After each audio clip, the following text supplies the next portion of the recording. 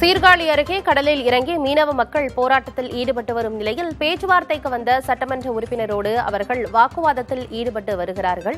அண்மை செய்தியாக பார்த்து வருகிறோம். தங்களின் கோரிக்கைகளை நிறைவேற்ற வலியுறுத்தி சீர்காழி அருகே கடலில் இறங்கி மீனவ மக்கள் போராட்டத்தில் ஈடுபட்டனர். அடிப்படை வசதிகளை செய்து தராமல் தற்போது ஏன் வந்தீர்கள் என பேச்சுவார்த்தைக்கு வந்த திமுக சட்டமன்ற உறுப்பினரிடம் போராட்டத்தில் ஈடுபடும் மக்கள் வாக்குவாதத்தில் ஈடுபட்டு வருகின்றனர். தகவல்களோடு செய்தியாளர் மோகன்ராஜ் இணைந்திருக்கிறார். கூடுதல் விவரம் என்ன மோகன்ராஜ்?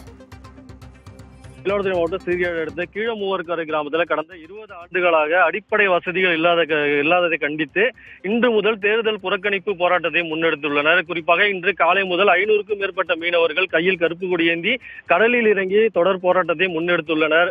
மாவட்ட ஆட்சியர் உள்ளிட்ட அதிகாரிகள் உறுதிமொழி அளித்தால் மட்டுமே தங்கள் போராட்டத்தை திரும்ப பெறுவோம் என தொடர்ந்து 20 மணி நேரத்திற்கு மேலாக போராட்டத்தில் ஈடுபட்டு வந்தனர்.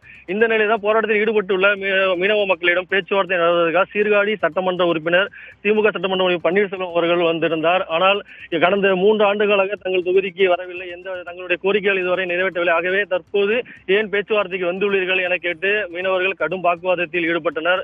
உடனடியாக சுதாரித்த போலீசார் அங்கிருந்து அவரை திருப்பி அனுப்பும் முயற்சியில் ஈடுபட்டனர். சற்று நேரம் காத்திருந்த நிலையிலும் மீனவர்கள் சமாதானம் ஆகாத நிலையில் வேறு வழி இல்லாமல் சட்டமன்ற உறுப்பினர் திரும்பி செல்லும் ஒரு நிலை ஏற்பட்டுள்ளது. தற்போது சட்டமன்ற உறுப்பினர் இங்கிருந்து சென்று விட்டார் ஆனந்தி.